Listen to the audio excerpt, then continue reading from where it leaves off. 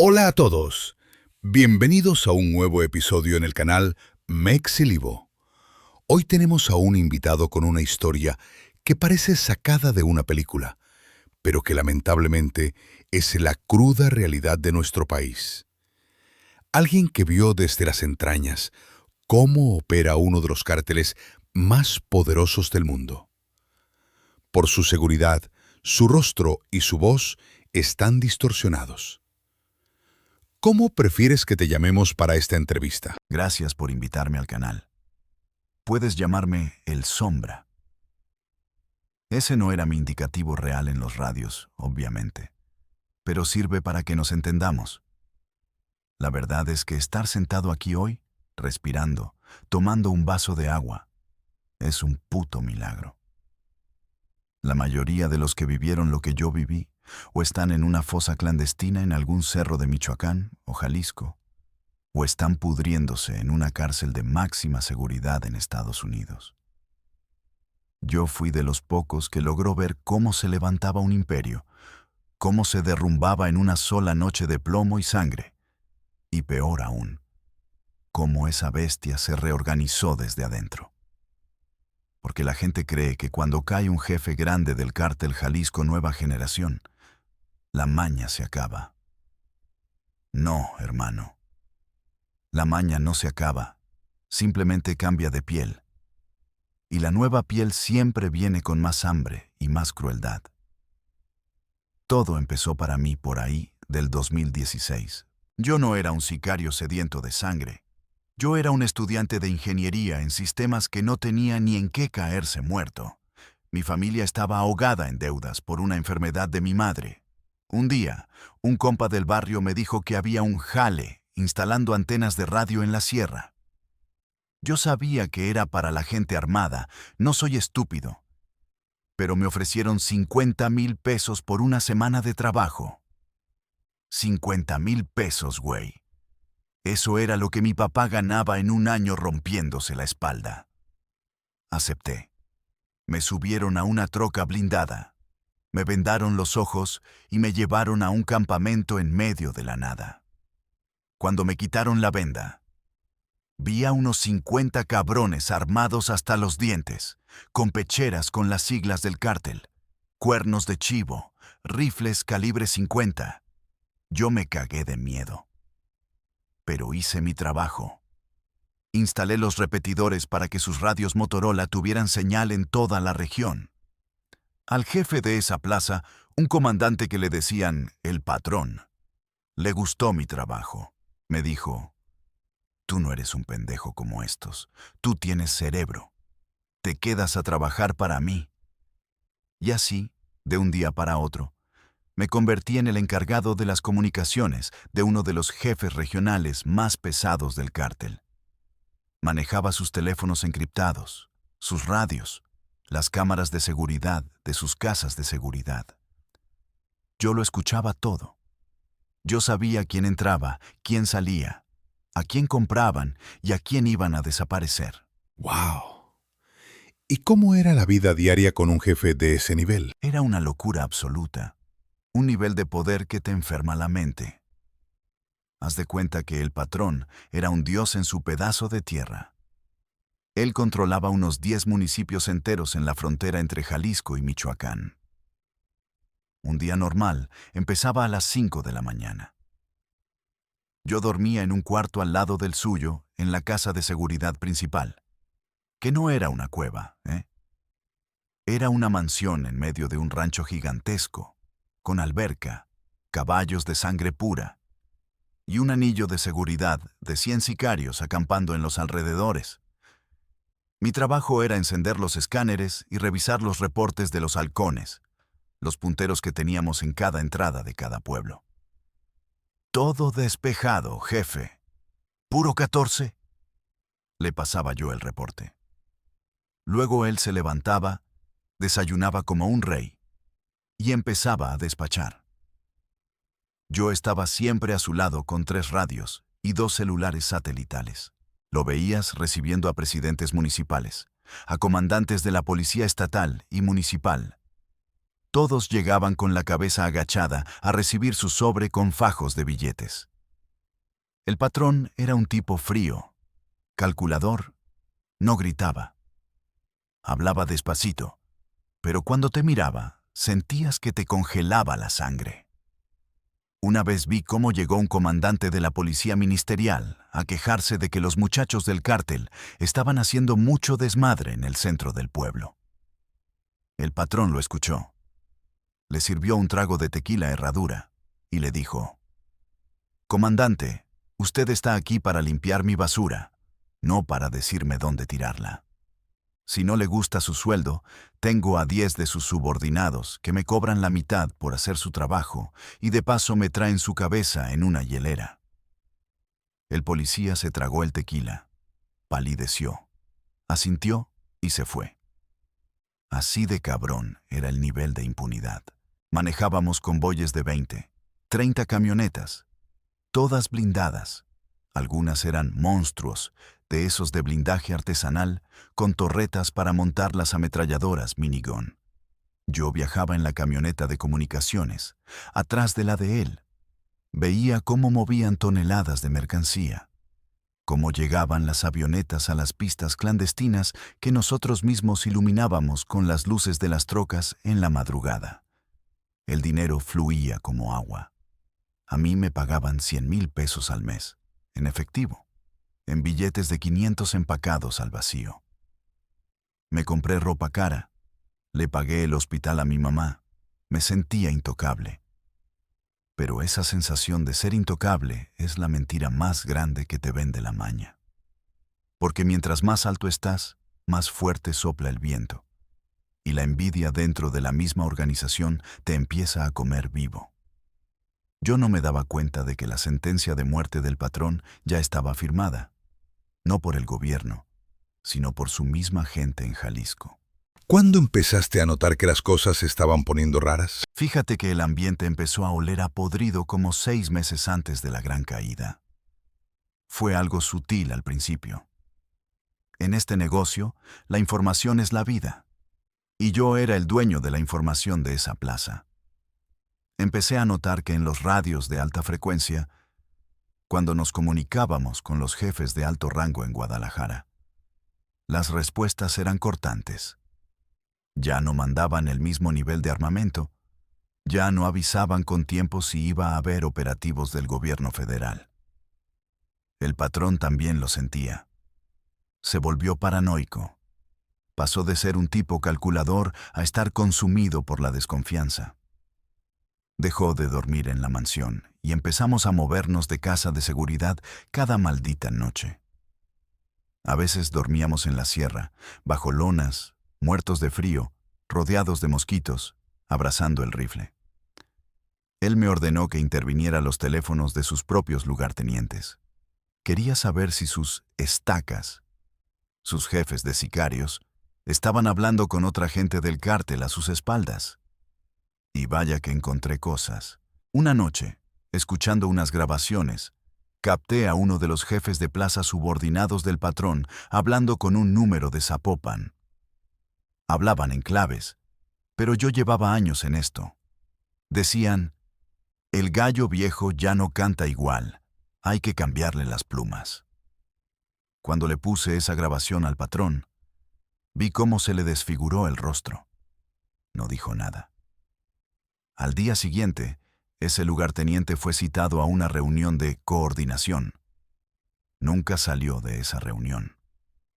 Yo mismo escuché por el radio cuando los sicarios del círculo íntimo del patrón reportaron: «El paquete ya se entregó a la tierra, jefe». A partir de ese asesinato, la paranoia se salió de control. El patrón empezó a purgar su propia estructura. Mataba a cualquiera del que sospechara. El problema es que al hacer eso, empezó a debilitar su propio ejército.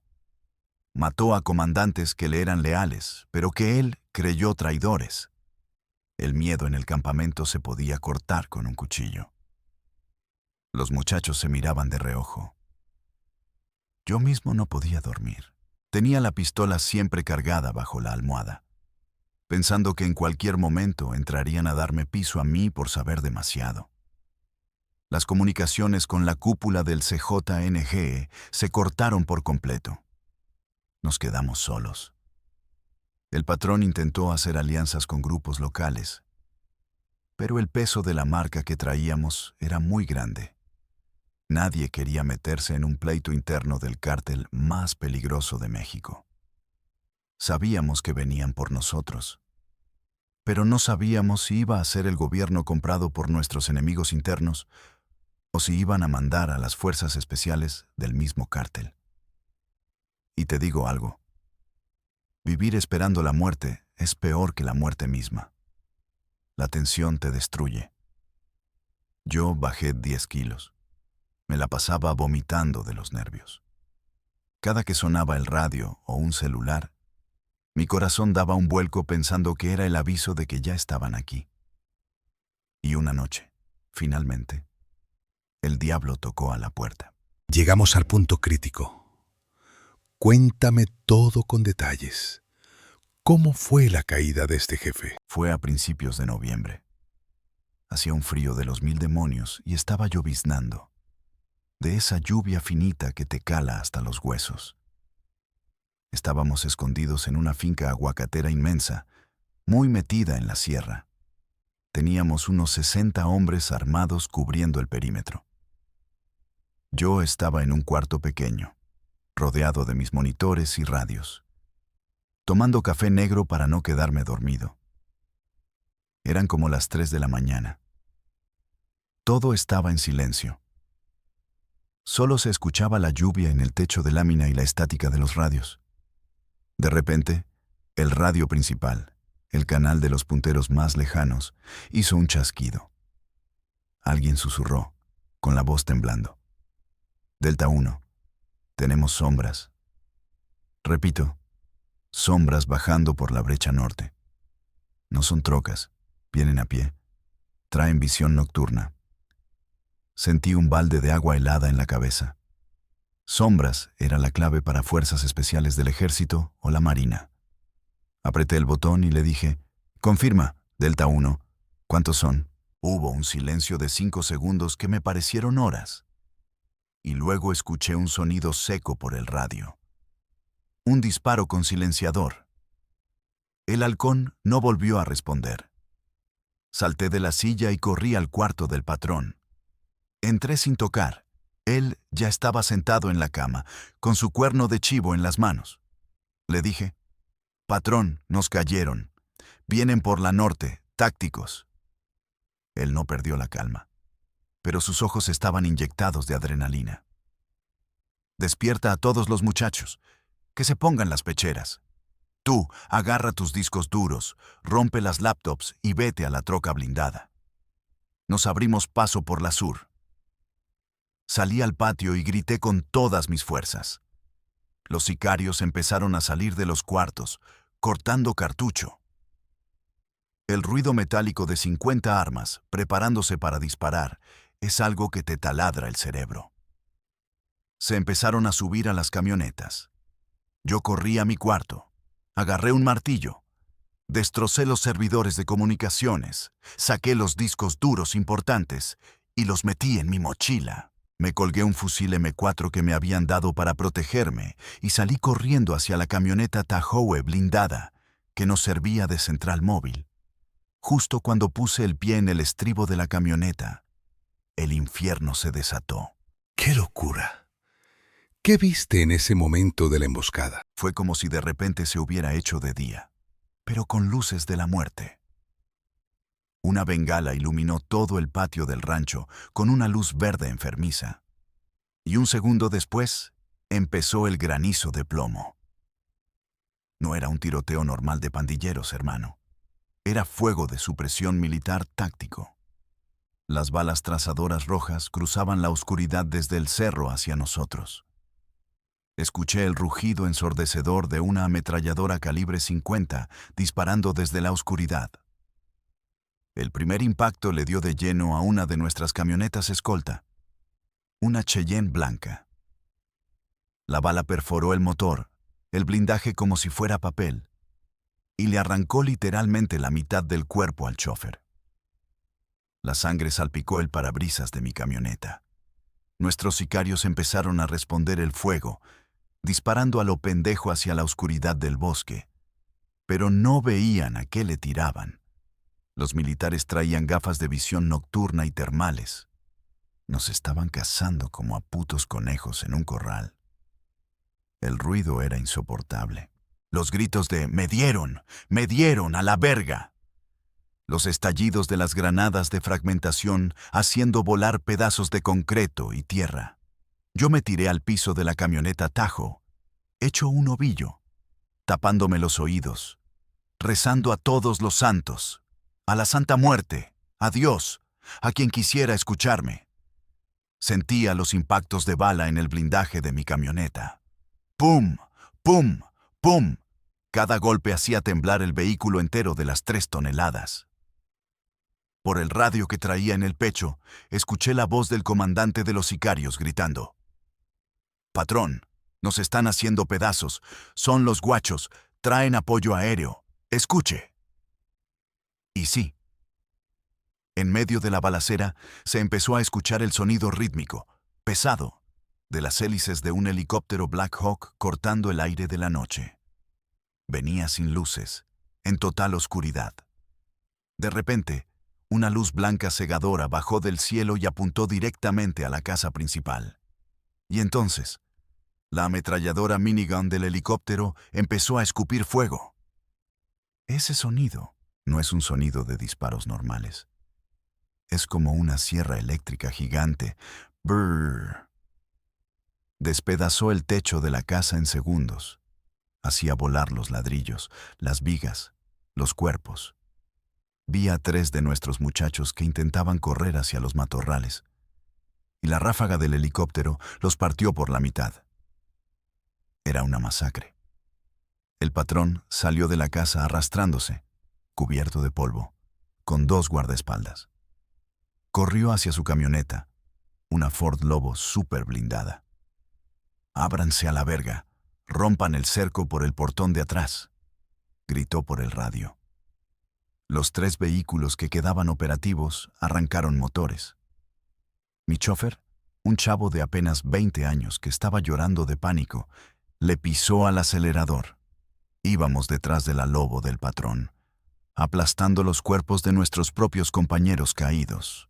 ¿Lograron salir del rancho en medio de todo ese ataque? Salimos del portón a toda velocidad.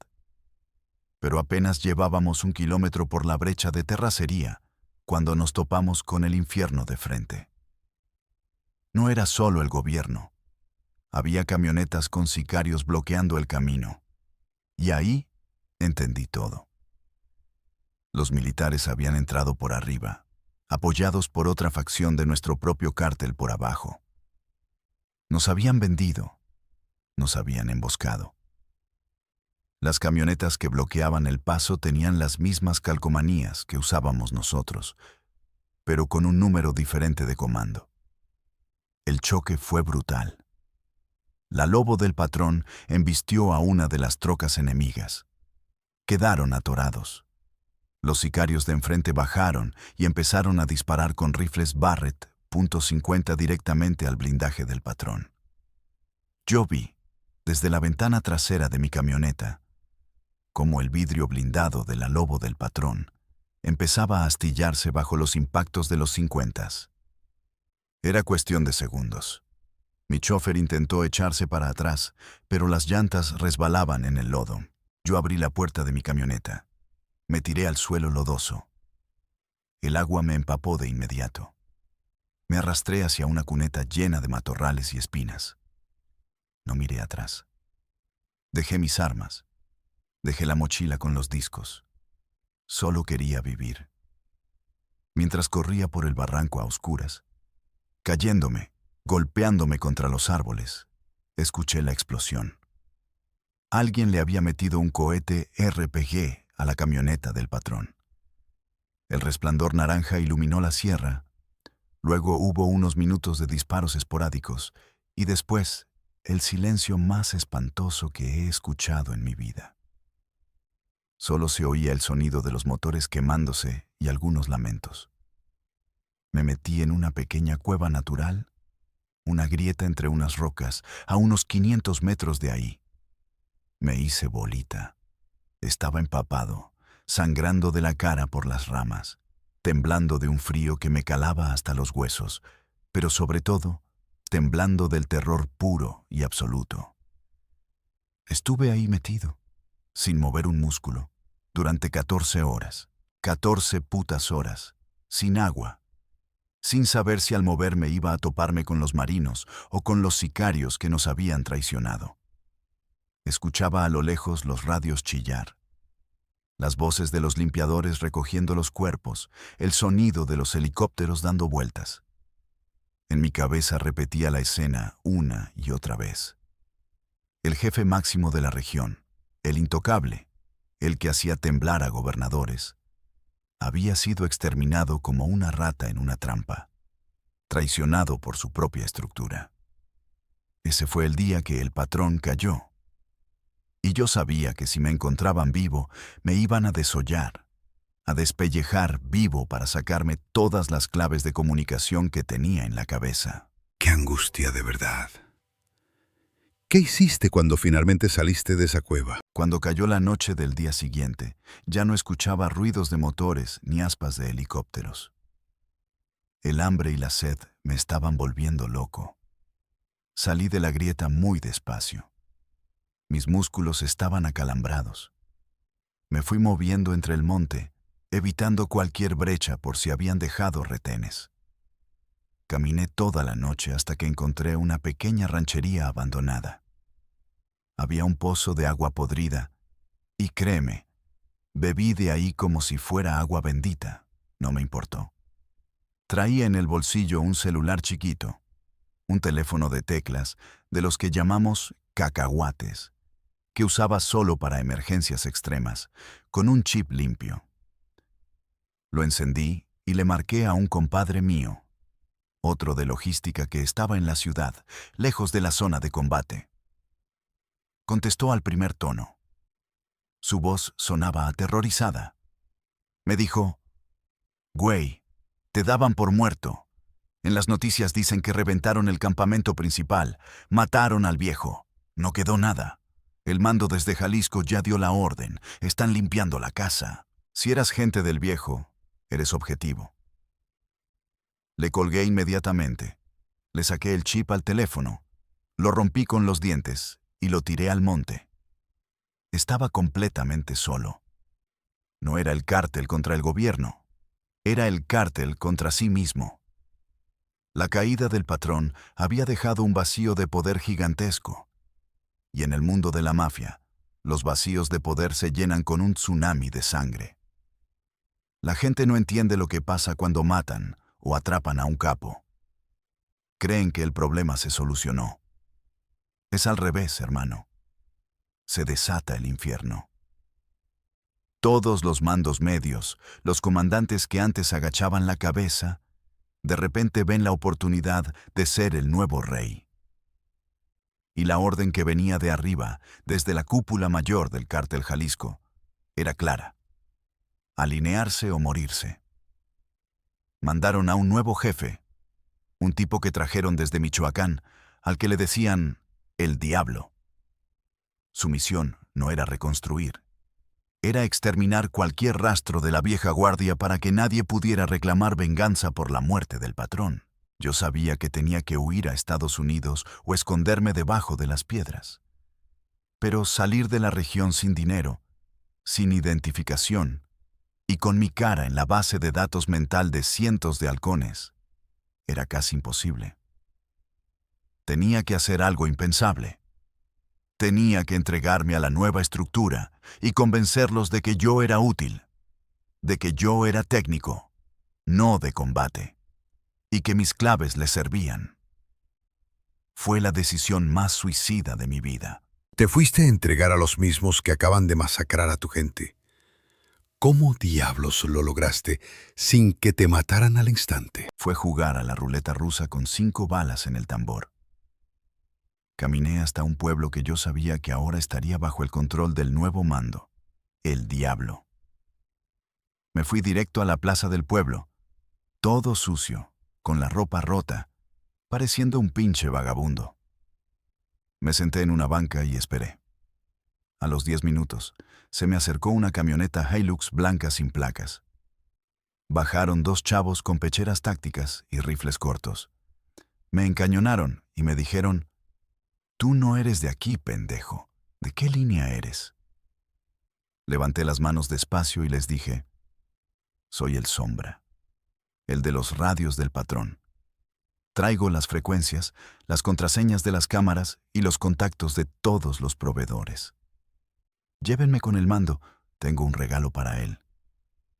Los morros se me quedaron viendo. Sacaron sus radios y pasaron el reporte. Me amarraron las manos con cinchos de plástico, me pusieron una capucha negra apestosa a sudor y me aventaron a la batea de la camioneta.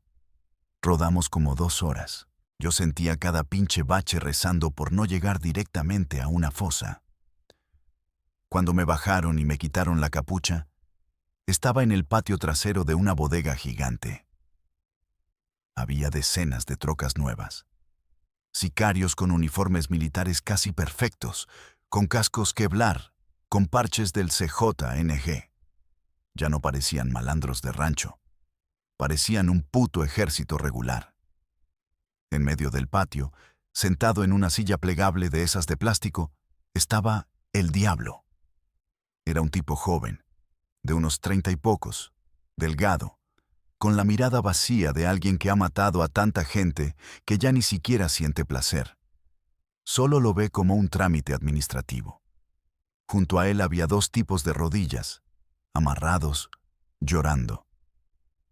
Eran 2 de los estacas del antiguo patrón que habían sobrevivido. El diablo me miró de arriba a abajo. «El famoso Sombra. Dicen que tú eres el cerebro de las computadoras del viejo. ¿Por qué no te mato aquí mismo y termino de limpiar esta porquería?», me dijo con una voz muy tranquila. Yo tragué saliva. Me temblaban las piernas, pero intenté mantener la voz firme. Porque el viejo cambió todas las claves de encriptación de los radios de la región una semana antes de morir. Ustedes tienen el territorio, pero están ciegos. Sus radios no están seguros. Yo puedo enlazar toda su red nueva y les puedo dar la lista de los policías que estaban en nómina, con nombres y tarifas. Si me mata, se tarda 3 meses en reconstruir eso. Si me perdona la vida, lo tiene esta misma noche. El diablo me sonrió, una sonrisa torcida, escalofriante. Sacó una pistola 9 milímetros. Se acercó a los 2 antiguos estacas que estaban de rodillas y sin decirles una palabra, les metió un tiro en la cabeza a cada uno. Bang, bang. La sangre salpicó mis botas. «Corta los cinchos del Sombra», le dijo a uno de sus guardias. «Tienes hasta el amanecer para conectarme. Si cuando salga el sol un puto radio tiene estática, vas para el hoyo junto con estos 2». ¡Qué tensión! ¿Y cómo fue trabajar bajo este nuevo mando en la reorganización del cártel? Fue como pasar de la Edad Media a una dictadura fascista de alta tecnología, literalmente. Esa misma noche, temblando, logré resetear todos los servidores desde una laptop que me dieron, usando las claves maestras que me sabía de memoria. Enlacé la nueva red de El Diablo. Les entregué las hojas de cálculo con los sobornos a las autoridades. Les fui útil.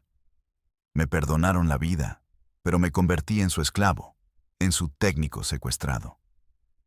A partir de ahí, me tocó ver cómo se reorganizó todo el cártel Jalisco en esa región desde las tripas. Si con el patrón las cosas eran violentas, con el diablo y la nueva generación de comandantes que llegaron de la zona metropolitana de Guadalajara, la violencia se volvió industrial. El cártel se corporativizó, pero a un nivel satánico. Ya no operaban bajo la figura del gran capo del rancho que repartía dinero y protegía a la gente de la comunidad. No, ahora operaban bajo un sistema de franquicias de terror. El territorio se dividió en sectores más pequeños, y cada comandante tenía una cuota semanal de dinero que mandar a la cúpula. ¿Cómo sacaban ese dinero?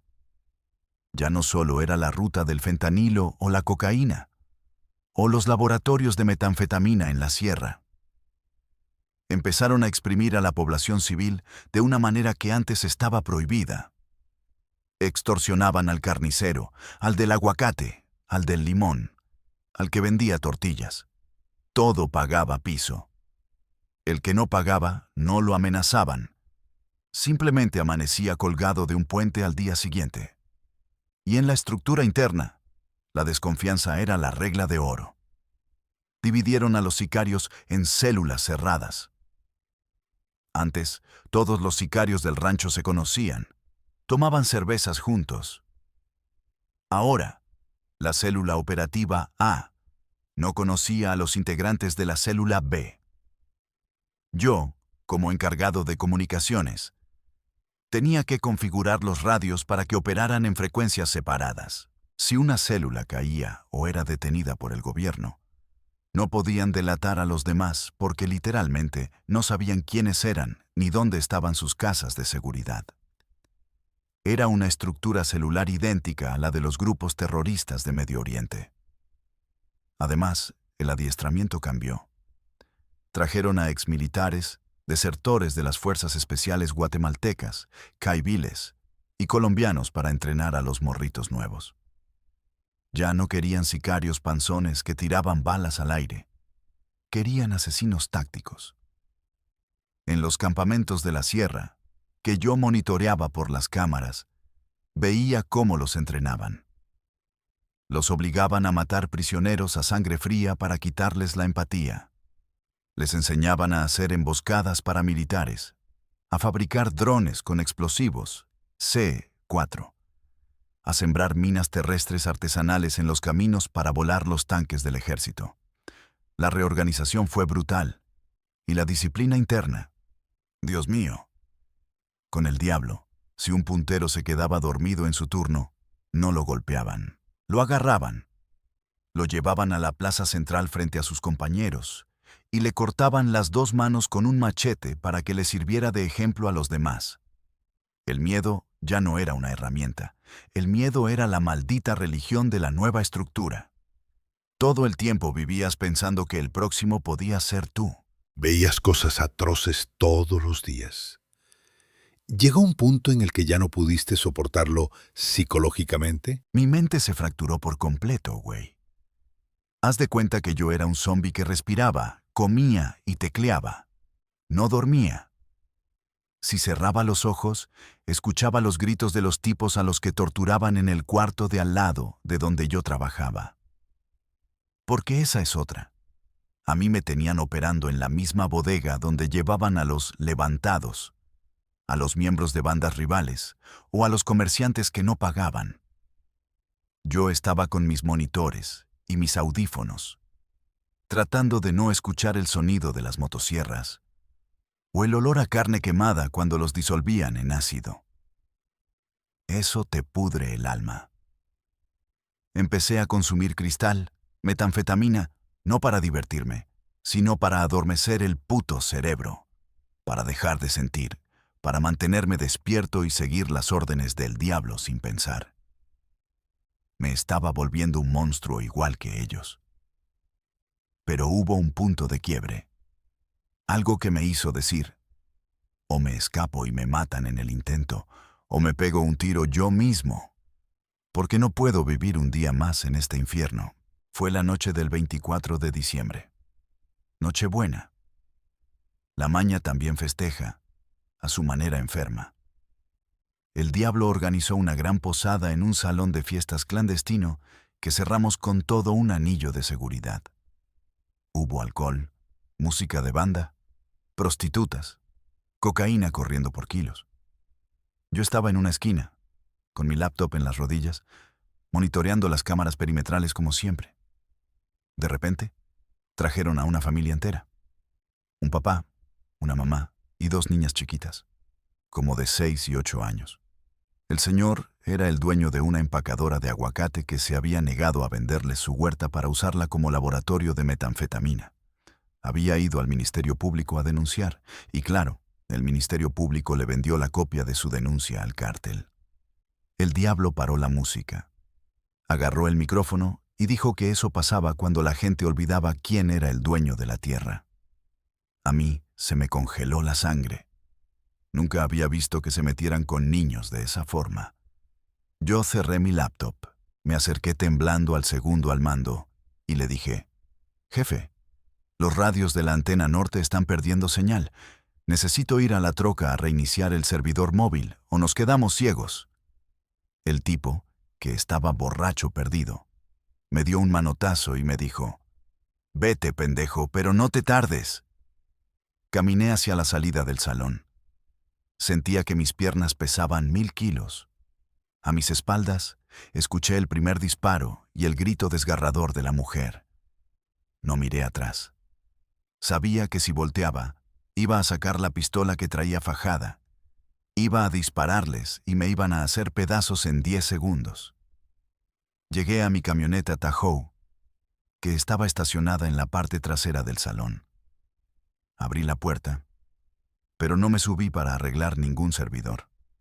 Agarré una mochila de emergencia que había estado preparando durante meses, que tenía unos cuantos dólares en efectivo que fui robando poco a poco de los viáticos, unas pinzas para cortar alambre y una botella de agua. Dejé mi radio principal encendido en el asiento.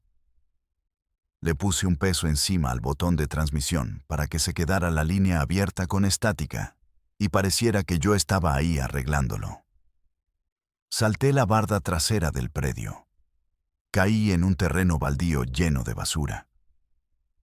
Empecé a correr. A cada paso que daba, pensaba en el ruido. En si me habían visto los punteros de los techos.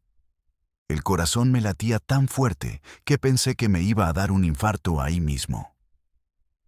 Sabía que me quedaban unos 10, tal vez 15 minutos antes de que el mando preguntara por mí y vieran que la camioneta estaba vacía. Si me agarraban, el castigo por deserción era el desollamiento. Empecé a correr hacia el monte, alejándome de las luces del pueblo, internándome en la más profunda oscuridad. Con el sonido lejano de la música de banda resonando a mis espaldas, sabiendo que acababa de firmar mi propia sentencia de muerte si fallaba en mi fuga.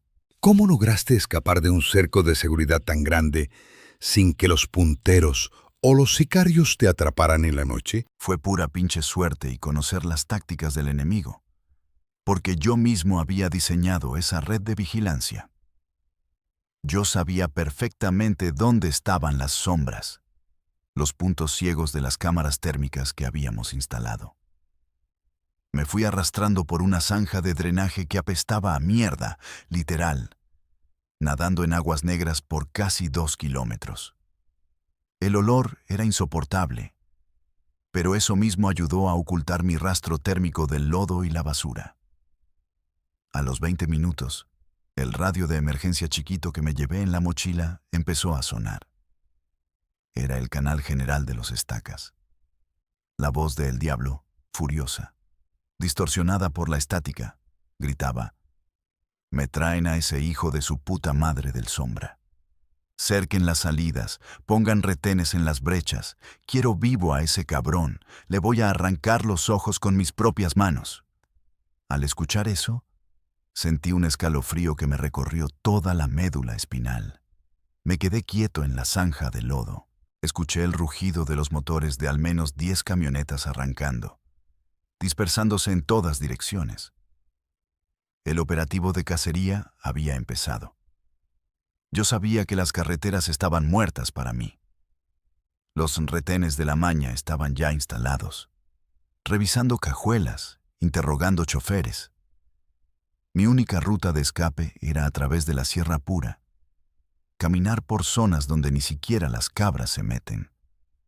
Fueron 4 días de caminata continua, hermano. Caminaba de noche, guiándome por las estrellas y tratando de no romper ramas secas. De día, Me enterraba en huecos debajo de las raíces de árboles gigantes, cubriéndome de hojas, rezando. Al tercer día se me acabó el agua.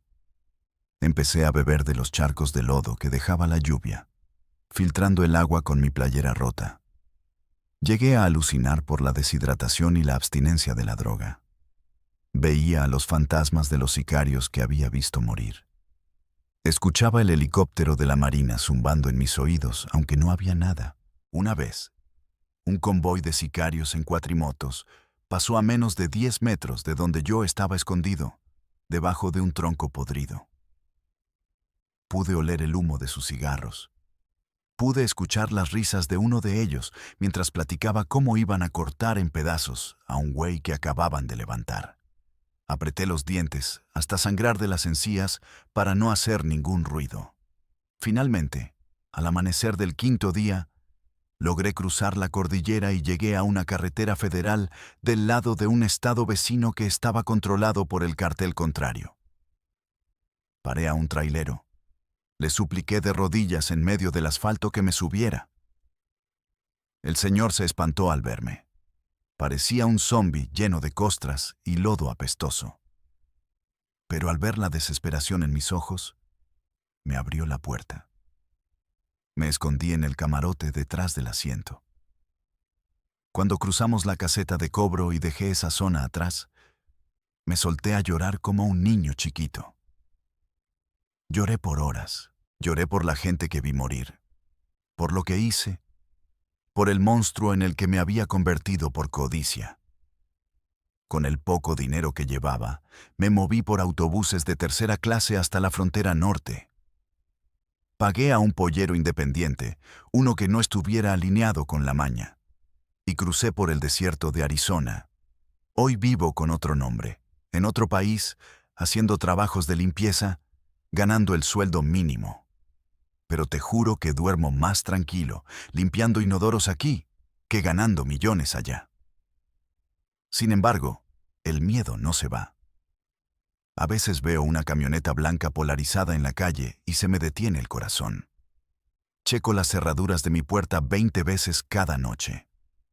La maña te marca de por vida, el cártel Jalisco no olvida, y yo sé que, hasta el día que me muera, seguiré siendo el Sombra. Un fantasma que huye de los demonios que él mismo ayudó a crear. Por eso cuento esto, para que los chavos que ven las series de narcos y escuchan los corridos entiendan que ahí no hay gloria, no hay honor, no hay dinero que alcance para comprar tu alma de vuelta. Es un infierno, y si entras, la única forma de salir es en una bolsa negra o roto para siempre. Es una historia escalofriante, cruda y profundamente dolorosa. Te agradezco enormemente, Sombra, por tener el valor de contar lo que pasa realmente en las entrañas de este mundo, sin filtros y sin romanticismos. Para la gente que nos escucha, esto es un recordatorio de la realidad de nuestro país. No olviden suscribirse a MEXLivo, dejar su like y compartir este video para que más personas escuchen estos testimonios reales. Nos vemos en la próxima exclusiva. Cuídense mucho.